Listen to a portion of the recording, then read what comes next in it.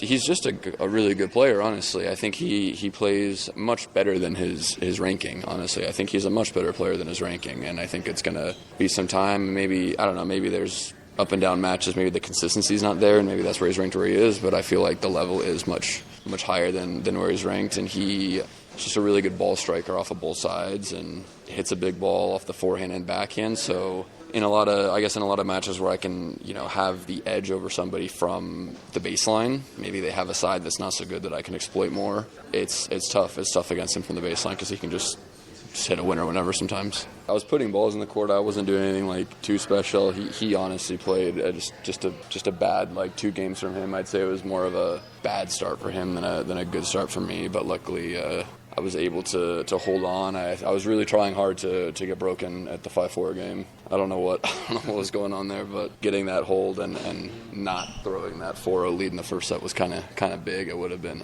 mentally pretty tough to recover from that. Second set, played solid, had chances to break, didn't get it. Unfortunate because it could have been gotten a break and end of the set, and it was close. He had the set points, and then it was a scrappy match. The court's playing extremely fast. It kind of just seems like whoever gets the first strike off is probably going to win the point because it's really tough to time the ball when someone just hits it big. It does feel good to be able to attack and take a chance at a ball and be, I guess, rewarded for it the way it's playing fast. So I just need to get used to it. I'm coming from extremely slow conditions, so I'd say the last couple of days of practice have been pretty rough for me. It hasn't felt great, so I'm hoping to kind of play myself into the tournament because if I can kind of find my timing and my rhythm, these courts definitely suit me.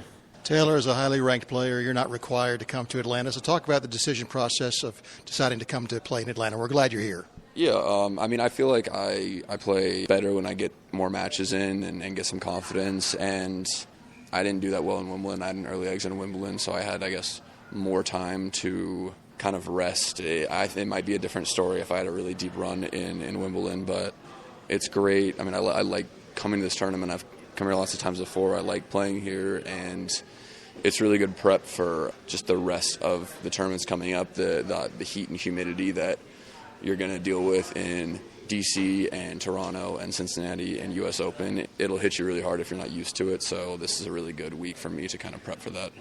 Have you been able to enjoy Atlanta at all, and what's the reception been since you've been here?